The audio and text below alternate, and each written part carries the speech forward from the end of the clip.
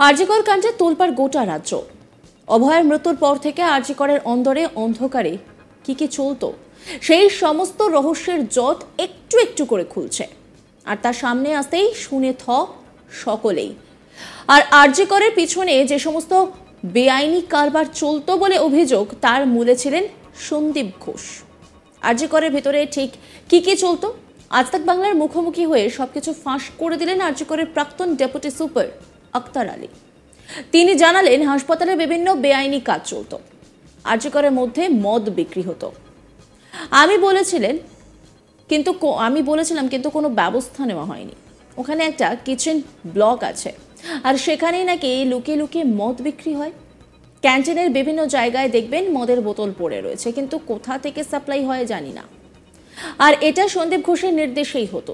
তিনি দাবি করেছেন আরজিকরের অন্দরে গোপনে ছাত্রদের দুর্নীতি শেখাতেন, তাদের দিয়ে টাকা তুলতেন, এমনকি মারামারি পর্যন্ত করাতেন। কি বিস্ফোরক অভিযোগ! সব মিলিয়ে সন্দীপের বিপদ যে আরো বাড়লো তা বলার অপেক্ষা রাখে না। আজ তাক বাংলার মুখোমুখি হয়ে আরজিকরের প্রাক্তন ডেপুটি সুপার আক্তার আলী আরজিকরের প্রাক্তন অধ্যক্ষ ডক্টর সন্দীপ ঘোষের সমস্ত বেআইনি কাজ ফাঁস করে দিয়েছেন। হাসপাতালের দায়িত্বে থাকা সন্দীপ বাবু কি বেআইনি কাজ করতেন সেই সব কিছু খোলসা করে দেন তাঁরই প্রাক্তন সহকর্মী। আক্তার আলীর দাবি, আরজিকরের মধ্যে মদ বিক্রি হতো। আমি বলেছিলাম কিন্তু কোনো ব্যবস্থা নেওয়া হয়নি। ওখানে একটা কিচেন রয়েছে যা ব্লক করে রয়েছে, আর সেখানেই নাকি লুকিয়ে লুকিয়ে মদ বিক্রি হয়। ক্যান্টিনে বিভিন্ন জায়গায় দেখবেন মদের বোতল পড়ে রয়েছে, কিন্তু কোথা থেকে সাপ্লাই হয় জানি না। আর এটা সন্দীপ ঘোষের নির্দেশেই হতো। কি বলেছেন তিনি, শোনাব আপনাদের। শুধু টাকা না, ওদের দুর্নীতি শেখাতেন, ছাত্রদেরকে দিয়ে টাকা কালেকশন করাতেন, এবার মারামারিও করাতেন, হোস্টেলে আন্দোলনও করাতেন। হ্যাঁ, অনেক আরজিকরে আপনি দেখেননি মারামারি? আপনি কোনো ভিডিও কভার করেছেন আরজিকরে? এরকম স্টুডেন্টদের মধ্যে হোস্টেলে দাম মারামারি হচ্ছে, করাত নিয়ে হাতে আছে হোস্টেলে, দেখেছেন? করাত নিয়ে গেছে হোস্টেলে, এরকম মানিকতলা বয়েজ হোস্টেলে। মানে সেটাও আপনি বলছেন যে পুরোপুরি এই সন্দীপ ঘোষ একদম ওর লিডারশিপে যত। আর এবার আন্দোলন করাবার জন্য উনি পয়সা দিতেন, না তোরা কর। তাদের জন্য আবার প্যাকেট, অনলাইন প্যাকেট আনা হতো, ইভেন শুধু প্যাকেট না, বিয়ারের বোতল আনা হতো। আচ্ছা, আর একটা জিনিস আপনারা এক্সপোজ এখনো করেননি, আরজিকরের মধ্যে মদ বিক্রি হয়, আপনি জানেন কি? আচ্ছা, মানে বারবার এটা কতটা তুলেছি, আরজিকরের মধ্যে মদ বিক্রি হয়। ইয়েস, মদ বিক্রি আমি বলেছি, কিন্তু কোনো অ্যাকশন হয়নি। আমি তো এখন ওখানে নেই, আমি ওখানে গিয়ে তদন্ত করতে পারি না, কিন্তু এই জিনিসটা তো আপনারা দেখতে পারেন। ওখানে একটা কিচেন ব্লক আছে। আচ্ছা, কিচেন ব্লকে একটা মেস আছে, ক্যান্টিন আছে।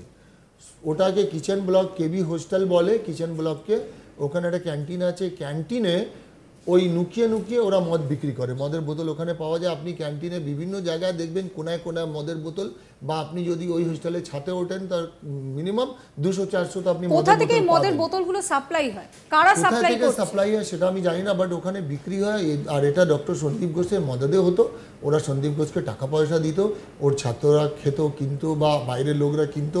কিন্তু এই সব জিনিসের জন্য আপনি যে অভিযোগটা করছেন যে একটা হাসপাতাল যেখানে চিকিৎসা করা হচ্ছে, সেই হাসপাতাল মেডিকেল কলেজের মধ্যে মদ বিক্রি হচ্ছে। হ্যাঁ, এটা তো আপনাদের স্টিং অপারেশন করা উচিত ছিল। আমি তো কতবার এটাকে রিপিট করেছি, মিডিয়াতে বলেছি। এখন তো আমি ওখানে আর নেই, কিন্তু আমি বারবার এটাকে অ্যাটেনশনে আনার চেষ্টা করেছি কি এই কিচেন ব্লকে একটা মেস আছে, ওটাকে দাদুদের মেস বলে ওরা সোকল। সেখানে মদ বিক্রি হয়, ওখানে মদের বোতল থাকে। এবার আপনি দেখুন কোনো জিনিসের এভিডেন্স আপনি পেয়ে যাবেন। যখন আপনি যাবেন, কয়েকটা মদের বোতল তো ওখানে এখন ইমিডিয়েট গেলেও পাবেন, এই বাজারে গেলেও পাবেন। তার কারণ কিছু না কিছু বলে না কি জুলম করকে নিশান ছোড় যাতে, তো এটা আপনি কিছুটা পাবেন। এবার এই সব যে মদ যদি একটা কলেজের মধ্যে হয়, আর আপনি প্রশাসনের থেকে, অ্যাডমিনিস্ট্রেশনের থেকে যদি এগুলো কন্ট্রোল না করেন, তাহলে আমি গাঁজা অবধি খেতে দিতাম না। এই ডোমরা মর্গের পেছনে গাঁজা খেত, সেগুলো আমি আটকে দিয়েছিলাম। এখানেই শেষ নয়। আক্তার আলীর দাবি, সন্দীপবাবু দায়িত্বে আসার পর থেকে দুর্নীতি শুরু করেছেন। হাসপাতালে মল মূত্র পাচার, ব্যবহার হওয়া সিরিঞ্জ বজ্র বাইরে পাচার করতেন সন্দীপ। তিনি আমাদের ঠিক কি জানিয়েছেন শোনাবো আপনাদের। আমি পুরো অপলিটিক্যাল লোক, আমার পুরো ক্যারিয়ারে আমার কোনো পলিটিক্যাল কানেকশন নেই।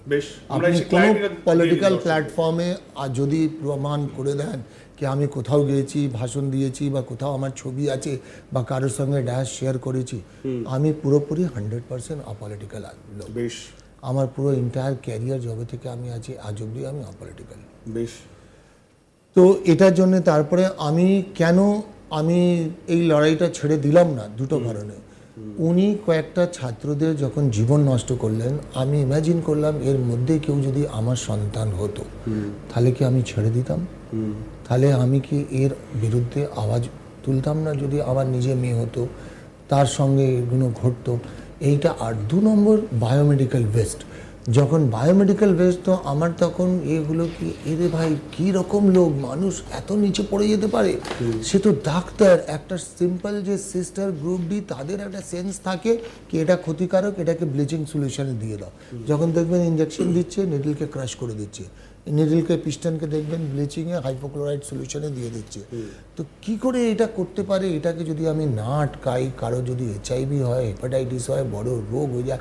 ধরুন আপনি জানেন না, আপনার ভাইয়ের হঠাৎ HIV হয়ে গেল, আপনার মাথায় কি আসবে? ক্যারেক্টারলেস, এ ক্যারেক্টার খারাপ। আপনি কি সন্দেহ করবেন বলুন আপনি? কিন্তু অ্যাক্সিডেন্টলি যে ওই নিডল থেকে তার হয়েছে, আপনি কি এটা ইমাজিন করবেন কি যেই নিডল, যেই সিরিঞ্জ ডিসপোজেবল আপনি বাজার থেকে কিনলেন? আমি ওই জিনিসটাতে আসছি, কারণ অনেকগুলো বিষয় রয়েছে আর আপনার কাছ থেকে শোনার আমাদের অনেক কিছু রয়েছে। আমাদের অনেক দর্শক বন্ধু এই মুহূর্তে রয়েছেন। আপনি প্রথমে জানালেন যে আপনাকে কিভাবে টার্গেট করা হয়েছে, আপনার সার্ভিস ব্রেক করা হয়েছিল, আপনাকে সাসপেন্ড করা হয়েছিল।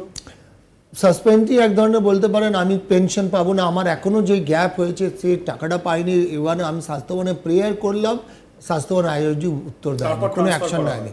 না, সেটা ট্রান্সফার হয়ে মুর্শিদাবাদে জয়েন করার পরে আমার যে সার্ভিস ব্রেক করেছিল সেটা রেগুলারাইজ করার জন্য আমি একাধিকবার স্বাস্থ্যবনে প্রেয়ারও করেছিলাম। কিন্তু ওনার ইনফ্লুয়েন্স তো সব জায়গায় ছিল। স্বাস্থ্য দপ্তর কি আছে, রেগুলারাইজ হয়নি। পানিশমেন্ট পোস্টিংই বলতে পারেন। আমি তো দেখুন, আমি কোনো জিনিসকে বলতে ভয় করি না। আমি ক্যামেরার সামনে বলছি, আপনাদের সামনে বলছি। আমি 2023 সালে জুলাই মাসে ওনার এগেনস্টে কমপ্লেন করেছিলাম, ভিজিলেন্স কমিশনকে করেছিলাম, অ্যান্টি কারাপশনকে করেছিলাম, তারপরে স্বাস্থ্য দপ্তরেও জানিয়েছিলাম, আরও একাধিক দপ্তরে জানিয়েছিলাম। আর ওনার কিছু স্ক্যামকে এক্সপোজ করা হয়েছিল, যেগুলো দুর্নীতিগুলো হতো তার পর্দা ফাঁস করেছিলাম। এটা মিডিয়ার হেল্প নিয়ে কিছু তখন মিডিয়ায় প্রকাশ করেছিল। তারপরেও ওনার বিরুদ্ধে কোনো অ্যাকশন হয়নি। ওনার ট্রান্সফার হয়, তার 24 ঘন্টার মধ্যে ওনার অর্ডার আবার রিভোক হয়ে যায়, আবার উনি প্রিন্সিপাল পোস্টে এসে বসে যান। তো এই এতদিন কিছুই হয়নি, মানে আমি কোনো ইন্টিমেশন পাইনি, কোনো ইনকোয়ারি হয়নি, আমি ফোনেও কোনো খবর পাইনি। কয়েকবার আমি নিজেই ভিজিলেন্স কমিশনে গিয়ে খবর নিই, তখন আমাকে ইনডাইরেক্টলি অফিসার বলেন, প্রেশারাইজ করেন যাতে আমি আমার কমপ্লেনটা। নজর রাখুন আজ তাক বাংলার ইউটিউব স্ট্রিমিংয়ে।